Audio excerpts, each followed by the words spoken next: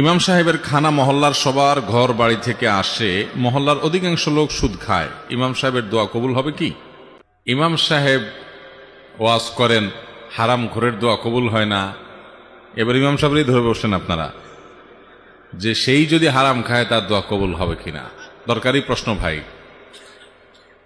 আহা, ইমাম সাহেব বা উলামায়ে কেরাম এর কর্তব্য হলো তারা মানুষকে হারাম থেকে বিরত থাকার নির্দেশ শুধু দিবে তা নয়, তারা হারামকে সর্বতভাবে বর্জন করবেন।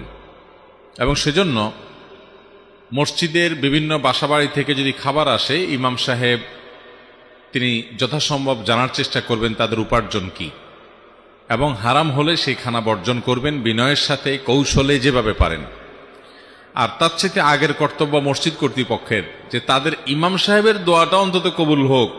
সবই যদি হারাম খোর হইয়া দোয়াটা কবুলের রাস্তা সব বন্ধ হয়ে যায়, একটা লোকরে দিয়ে একটু দোয়া করাবেন বা তার কাছে দোয়া চাইবেন, এই দোয়া চাওয়ার রাস্তাটাও যদি শেষ হয়ে যায়, তাহলে যাবেন কোন দিকে? অন্তত ইমাম সাহেবকে অন্তত পাপমুক্ত, হারাম খাবার মুক্ত রাখেন। সেজন্য কর্তৃপক্ষের উচিত হালাল খোর দেখে দেখে তাদের বাসায় খানা দেওয়া, হারাম খোরদের বাসায় ইমাম সাহেবের খানা না দেওয়া। মুশকিল হলো